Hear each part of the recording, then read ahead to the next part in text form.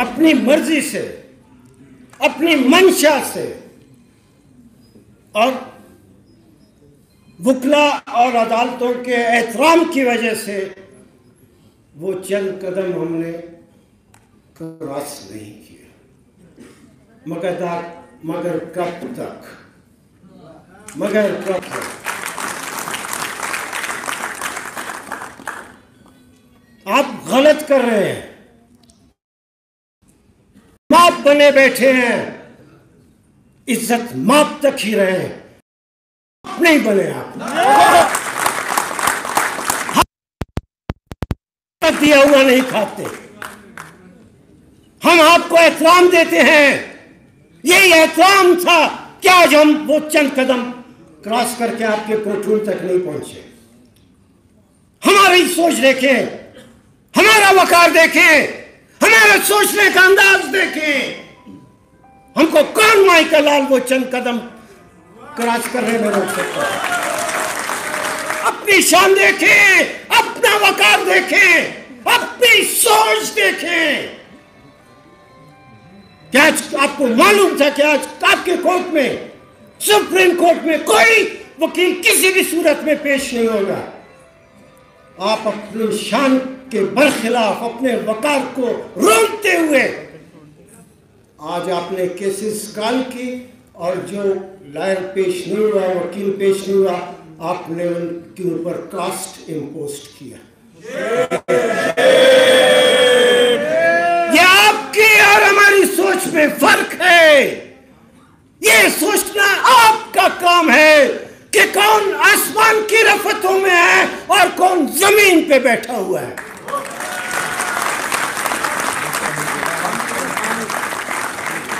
ये आपका सोचने का काम है। हमने आपको, इस मुल्क के लोगों ने आपको, इस मुल्क के आईन ने आपको, इस मुल्क की वकला की जदोजहद ने आपको आज इस जगह पे बिठाया हुआ है। और आपकी सोच ये है कि अली अहमद कुर्द आपके कोर्ट में पेश नहीं हुआ तो आपने कास्ट इम्पोज की। आप मुझे सिर्फ ये बताएं, वो तो सारे ऑर्डर शीट हम निकाल के अभी देख लेते हैं, अभी आदमी भिजवा के देख लेते हैं। जितने भी आपने कास्ट आज वकील के जिम्मे लगाए हैं, सिर्फ हमें ये इतला दें कि वो सारी कास्ट जमा करके आपके घर पहुंचाएं या किसी और जजेस जनरल राब्ते, जजेस जनरल राब्ते,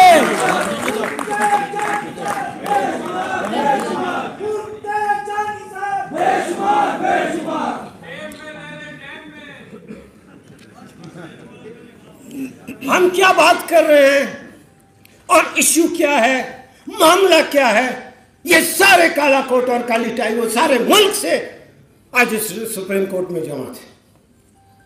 मामला और इश्यू जितना संजीदा है, जितना सीरियस है, उतना आपका अमल, आपका रद्द अमल बहुत छोटापन ज़ाहिर करता है। मत करें, मैंने कहा है, कराची में मैंने कहा है, मत छेड़े हमको, मत छेड़े आपको। मगर आपका रवैया ये है कि आप खुद चाहते हैं, आप खुद चाहते हैं क्या बैल मुझे मार।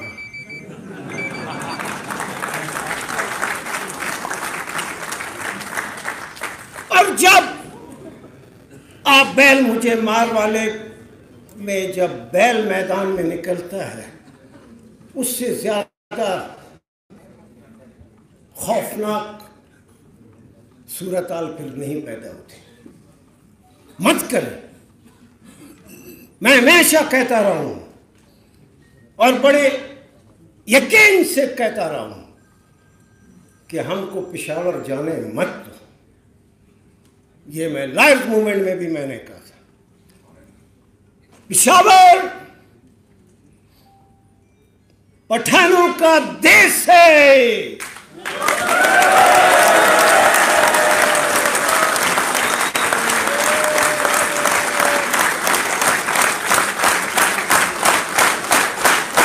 पठानों का देश है पेशावर और हमारी शान है।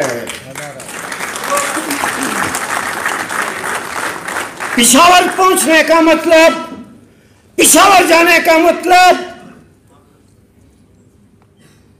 इसका मतलब अब फिर मामला आमने और सामने का है। फिर आप है और हम हैं।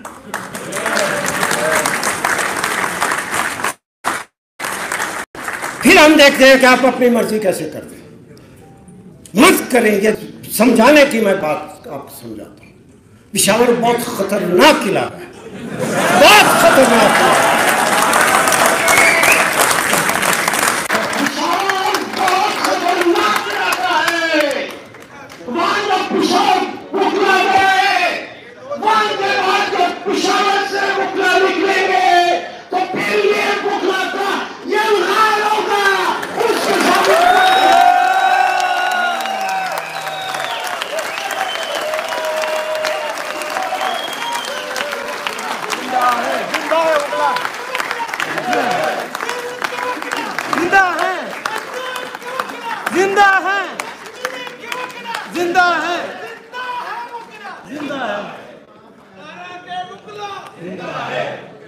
पठानों के और उसके साथ बुकला के ये रात से पना मांगो, पना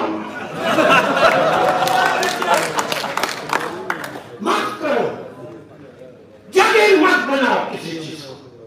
ये सुप्रीम कोर्ट को तुम लोगों ने अपनी जागीर बनाई हुई है। अपने साथी की तुम इज्जत नहीं करते। वही सिंध का चीफ जस्टिस जब सिंध आपके सुप्रीम कोर्ट की जो बेंच आता है, आप उनके साथ बैठ के जो है कॉफी पीते हैं टी ब्रेक में और सारी लवाजमात खाते हैं। और जब एलिगेशन की बात होती है तो चीफ जस्टिस को आप जो है एडहॉक जज के तौर पे आप बेइज्जती कर रहे हैं। इसका मतलब आपने इतने भी इखलाकी तौर पर ये भी आपने नहीं सीखा इंसानी रवैये में कि अपने दोस्त की बेइज्जती नहीं की जाती। आप बेइज्जती कर रहे हैं उसे। और दूसरी बात ये है, हमने कराची में बहुत बहुत बहुत बड़ा रिप्रेजेंटेटिव्स कन्वेंशन किया, सारे पाकिस्तान के मुखला माध्यम में से। हमने कहा कि मत करो, गलत कर रहे हो। उसके बावजूद फिर जुडिशल कमीशन का इजलास आपने बुलाया और आयशा मलिक को जो एलिवेट कर रहे हैं। इसका मतलब आप उनको चैलेंज कर रहे हैं, चैलेंज कर रहे हैं। हमको बहुत साल पहले किसी और ने भी चैलेंज किया।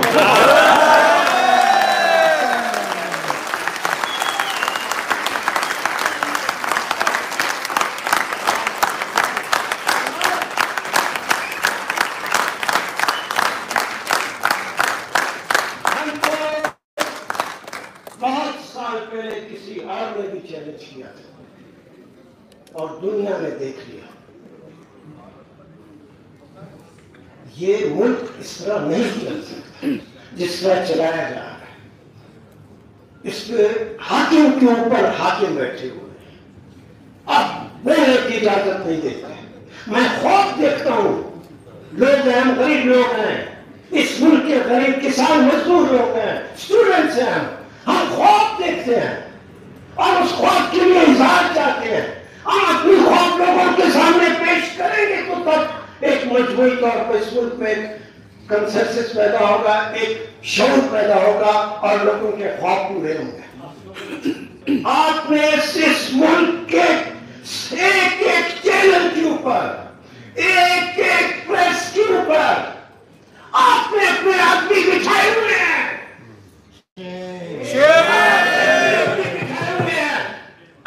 ये खबर छपेगी, ये खबर नशर होगी, ये नहीं होगी। ये खतरनाक खेल है। 22 करोड़ आवाम को खौफ देखने से और 22 करोड़ आवाम की नुमाइंदगी करने से लोगों को आप नहीं रोक सकते। हमको ये पाबंदियां उठानी पड़ेगी। ये साथियों को जो आज आजादी, थोड़ी बहुत आजादी है, ये किसी ने उनको सोने के प्लेट पे लाकर नहीं दी है, ये उनकी जदोजहद से हुई है। आज इस मुल्क में जितनी जमहूरियत है, आज इस मुल्क में जितनी लूली लूली जबरी अदलिया है, ये आपके फैसलों की वजह से नहीं है, ये मुखला की जदोजहद की वजह से। जिंदा है मुखला, जिंदा है मुखला, जिंदा है। हमने अपनी जानें गंवाई है, हमने अपनी जानें गंवाई है। जो मुखला तहरीक में थे, क्या क्या कुछ नहीं हुआ। 12 अक्टूबर को क्या कुछ नहीं हुआ, साहिवाल में क्या कुछ नहीं हुआ, इस्लामाबाद में क्या कुछ नहीं हुआ, कराची में क्या कुछ नहीं हुआ, कोयटा में क्या कुछ नहीं हुआ, और उसके पैदाइश में बाद में 8 अगस्त को कोयटा में क्या हुआ। ये सारी कुर्बानियां हमने इसलिए नहीं दी है कि आप बैठकर जो चाहे करते रहे, आप वो कुछ नहीं कर सकते जो आईना को इजाजत नहीं देता। आप वो कुछ नहीं कर सकते इसकी अब 2 चीजें लाजमी है। आप वो कुछ नहीं कर सकते जिसकी आईन इजाजत नहीं दे सकता, और आप वो कुछ नहीं कर सकते जिसकी मुखला आपको इजाजत नहीं देता। जिंदा है मुखला, जिंदा है, जिंदा है। बंद करो ये सिलसिला। सुप्रीम कोर्ट को बहुत आगे बढ़ रहे हैं लोगों के इंसाफ के लिए रोका थे। इस मुल्क में तो प्रेस के ऊपर जो पाबंदी है, चैनल्स के ऊपर जो पाबंदी है, वहां आपकी नजर नहीं जाती। आपकी नजर सिर्फ मजहर मोहम्मद अली पे जाती है और आयशा मलिक पे जाती है। ये इस मुल्क में वहां आपकी नहीं जाती। इस मुल्क में आप भी जैसे सुप्रीम कोर्ट में, मैं अफसोस होता है मुझे कि तारीख में ये सुप्रीम कोर्ट का ऑर्डर भी मौजूद है कि स्टूडेंट्स यूनियन को जो है बैन किया। जो आज डिक्टेटर चाहते थे, जो मार्शल वाले चाहते थे, इसका मतलब आपकी सोच में और डिक्टेटर और फौजियों की सोच में क्या फर्क है? कोई फर्क नहीं। स्टूडेंट्स यूनियन इस मुल्क में नर्सरी है लीडरशिप पैदा करने की। मैं कहता हूं आपने मजदूरों की यूनियन पे पाबंदी लगाई, स्टूडेंट्स की यूनियन पे पाबंदी। इतना बड़ा जरूरी मुल्क है, कोई किसानों का जता नहीं, कोई किसानों की ऑर्गेनाइजेशन, ये मुल्क चलेगा कैसे? सिर्फ इन वालों के हुक्म पे चलेगा? इनमें भी अगर कोई अकल हो, हम समझे कि वाकई इतने जरीन तरीन है तो बेशक चला ले। कितनी दफा मार्शल लगा गया, चला गया मुल्क, चला नहीं चला तो मत करे। मुझे अफसोस होता है, दिल जलता है, दिल जलता है। इस मुल्क के गरीब लोगों के लिए हमारा दिल जलता है। मैं जो यहाँ सीख रहा हूँ तो इसका मतलब एक गुबार है, मेरा दिल जलता है। हालांकि मेरे घर में रात के लिए रोटी है, मेरे बच्चों के लिए रोटी है, मेरे पहनने के लिए कपड़े हैं, मेरे घर में मेरे सर पर सोने के लिए छत है। मगर जिन लोगों की आपने रिटायरमेंट के आखिरी दिन चंद घंटे पहले जो आपने जजमेंट दिया, 16-17 हजार खानदानों के घर से, उनके बच्चों से आपने रोटी छीन के दिया, ये इंसाफ है। इसका मतलब आप इंसाफ के लिए नहीं बैठे हैं, आप जुल्म के लिए बैठे हैं। जब आप जुल्म के लिए बैठे हैं, जब आप लोगों के घरों से और उनके बच्चों से रोटी का लुत्फ छीन रहे हैं, तो आप में और जागीरदार में क्या फर्क है? फिर आप में, चौधरी में, खान में, सरदार में, वजीर में क्या फर्क है? जब आप वजीर होंगे तो हमने वजीर भगवान में जागीरदार होंगे। कई महीने पहले उस केस में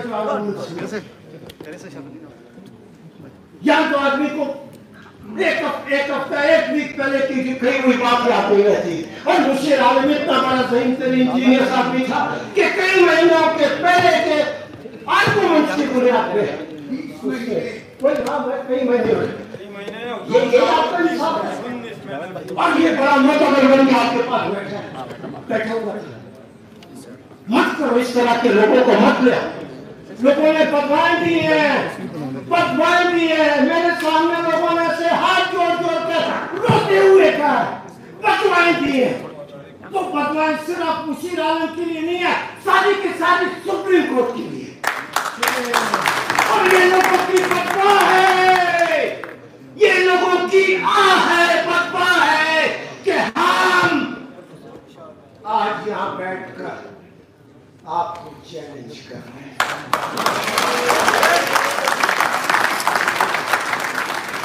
आपकी कसम, मैं पॉलिटिकल एक्टिविस्ट हूं, जितनी सती हूं, और बड़ा फख्र है मुझे अपने पॉलिटिकल एक्टिविस्ट होने का। खुदा की कसम, अगर मैं किसी पॉलिटिकल पार्टी का सदर होता, अगर मैं इस मुल्क में किसी सियासी जमात का सदर होता,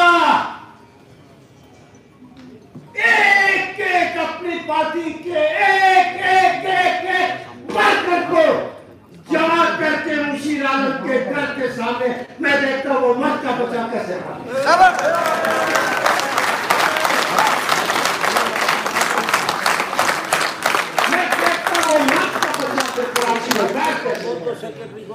तुमने लोगों को सजाएं दी है, वो लोग तुमको अपने घरों में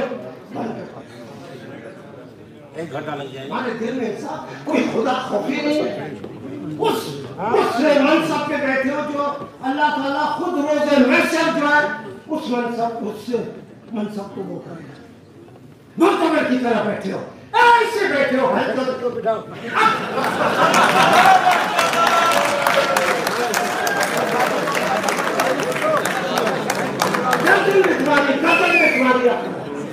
ऐसे कर बैठते हो। आधा घंटा वकील को, बड़े बड़े सीनियर वकील को, बड़े बड़े काबिल वकील को आधा घंटा सबमिशन पेश करते हैं, मगर आपके गले में जो राग है उसमें फर्क नहीं होता। आप किसी बैठे आप आपकी ज़मानत को मैंने देखी कितने महीनों से पेंडिंग है केस। ये आपकी इखलाकियात का एक म्यार है, ये आपकी ज़मानत का एक म्यार है। क्या आप गलत फैसला मत जाने दो। अब फैसला हो गया पिशावर का, बहुत खतरनाक इलाका है पिशावर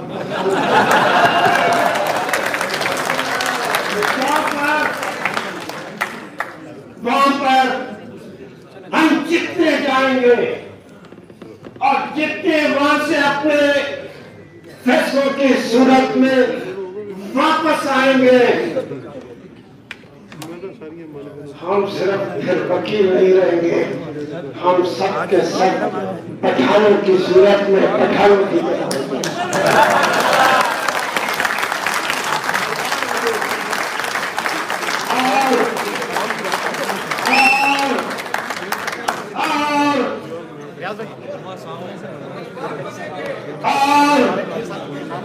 पठान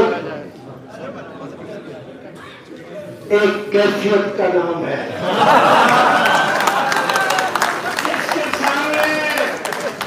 जिसके सामने कोई मर्द का बच्चा नहीं ठहर सकता।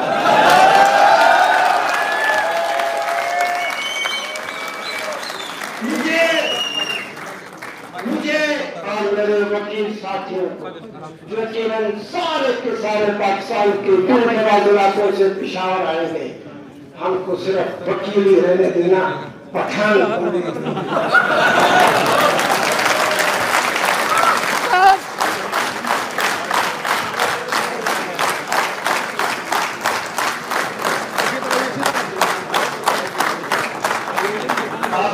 अब इसके बाद किसी तकरीर की कोई गुंजाइश नहीं। पानी पे तो आ जाए मैडम, अब आज का रेजोल्यूशन पेश किया जाएगा। पहला लतीफ अफरीदी आपका शुक्रिया अदा करेंगे।